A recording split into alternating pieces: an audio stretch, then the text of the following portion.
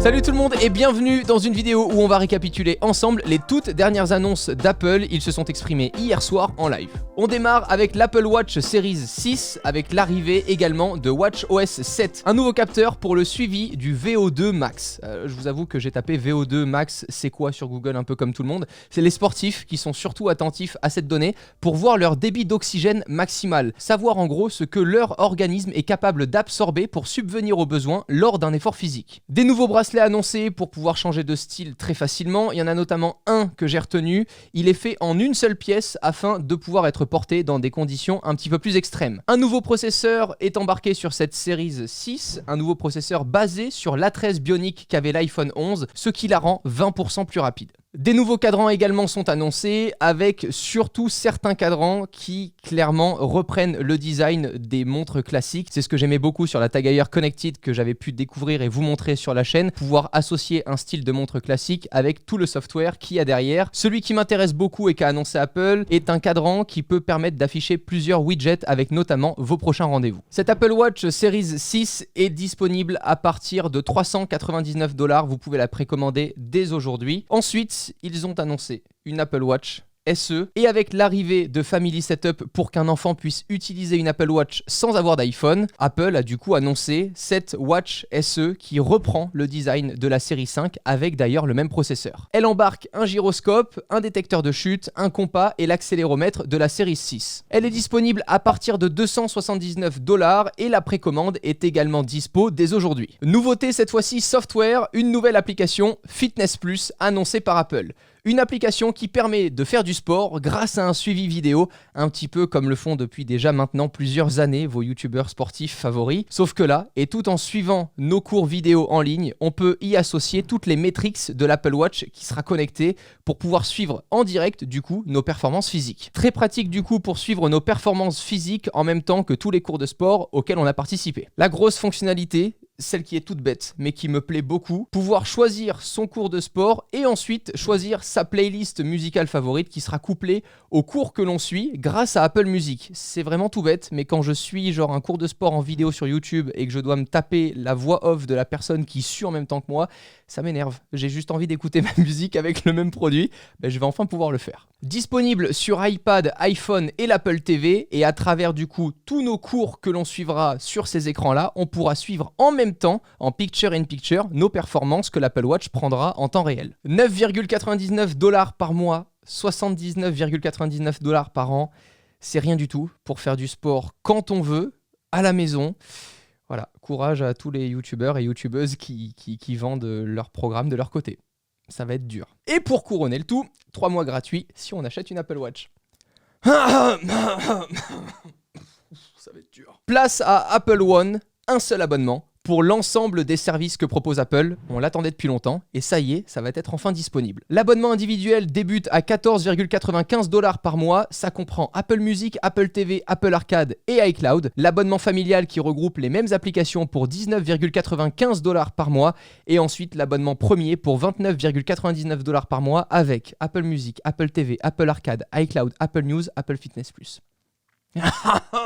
Passons au nouveau joujou qu'a annoncé Apple. Un nouvel iPad, un iPad tout court, ciblé principalement pour l'éducation et les enfants. Le même look que le précédent iPad en 10,2 pouces, un processeur A12 Bionic 40% plus puissant et un processeur graphique qui est 2 fois mieux selon Apple. Apple s'est d'ailleurs rapidement comparé au Chromebook en annonçant que cet iPad entrée de gamme était 6 fois plus rapide qu'un Chromebook. On comprend donc à ce moment-là avec cette comparaison le ciblage d'Apple avec cet iPad qui est surtout destiné à l'éducation et aux enfants. Au-delà du hardware et évidemment le software avec iPadOS y est pour beaucoup, je pense, à cette comparaison de rapidité comparé à un Chromebook et on le sait, la grosse force d'Apple, c'est de pouvoir associer l'hardware avec le software. L'arrivée de la compatibilité avec le Magic Keyboard pour l'iPad ainsi que l'Apple Pencil fait aussi plaisir. Un prix d'entrée annoncé à 329 $ et un prix de 299 $ pour l'éducation. Une version disponible en 32 Go de stockage et une autre en 128 Go. Et ça, c'est dispo dès vendredi. Place à un nouvel iPad Air annoncé. Juste pour vous remettre en tête la gamme, on a du coup l'iPad qui est vraiment l'entrée de gamme, l'iPad Air qui est le milieu de gamme et l'iPad Pro qu'on connaît déjà, que j'ai là, qui est le haut de gamme. Pour l'iPad Air qui a été annoncé par Apple hier soir, on a comme couleur de disponible le rose, le bleu, le gris, le vert, le blanc et le bleu.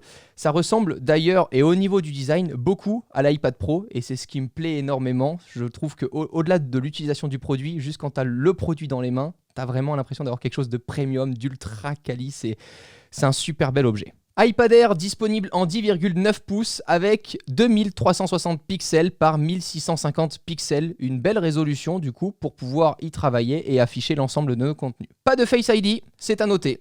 Par contre, il embarque du Touch ID qui sera disponible depuis le bouton de déverrouillage. Une puce A14 Bionic avec un processeur Seeker, 40% plus performant que la version précédente et qui embarque du coup aussi un nouveau processeur graphique. Le traitement d'image est drastiquement du coup amélioré grâce à ce nouveau processeur. On a eu une démo d'upscaling, souvenez-vous-en, on en a parlé récemment sur la chaîne quand j'ai présenté des télés très haut de gamme en 4K ou en 8K. Je suis plutôt impressionné de ce que j'ai vu là par Apple, partir d'une image en basse qualité et grâce au machine learning qui apprend du coup à reconstruire des images une fois qu'on les a recadrées et qu'on perd vraiment en définition pour pouvoir, très grossièrement dit, compléter les pixels pour gagner là réellement en définition. De l'USB-C, comme pour l'iPad Pro, sur cet iPad Air, ça nous facilitera du coup grandement le traitement de nos fichiers sur nos appareils photo en déplacement. Enfin, perso, c'est ce que j'adore le plus sur l'iPad Pro, c'est de ne pas tout le temps embarquer mon MacBook Pro pour pouvoir traiter mes photos et les publier. Une caméra arrière de 12 millions de pixels pouvant filmer en 4K à 60 images par seconde, également de la 240 images par seconde en slow motion. Une caméra frontale de 7 millions de pixels qui filme en 1080p jusqu'à 60 images par seconde. Super pour nos petits calls Google Meet au vu de la situation sanitaire en ce moment. Évidemment, cet iPad Air supporte le nouvel Apple Pencil et une version avec une carte SIM sera disponible qui intègre aussi le Wi-Fi 6 à partir de 599$ et d'ores et déjà dispo en précommande. Et pour finir, et si vous avez déjà des produits Apple, sachez que dès aujourd'hui, vous allez pouvoir faire la mise à jour avec iOS 14 sur l'ensemble des iPhones compatibles ainsi que watchOS 7, pareil, sur l'ensemble des Apple Watch compatibles. C'est tout ce que j'ai retenu sur ces annonces, mais c'est déjà plutôt pas mal. J'étais ravi de pouvoir suivre ça en live. Je vous dis à très vite si vous êtes abonné à la chaîne. Sinon, faites-le, comme ça on se retrouve très prochainement. Prenez soin de vous, ciao tout le monde.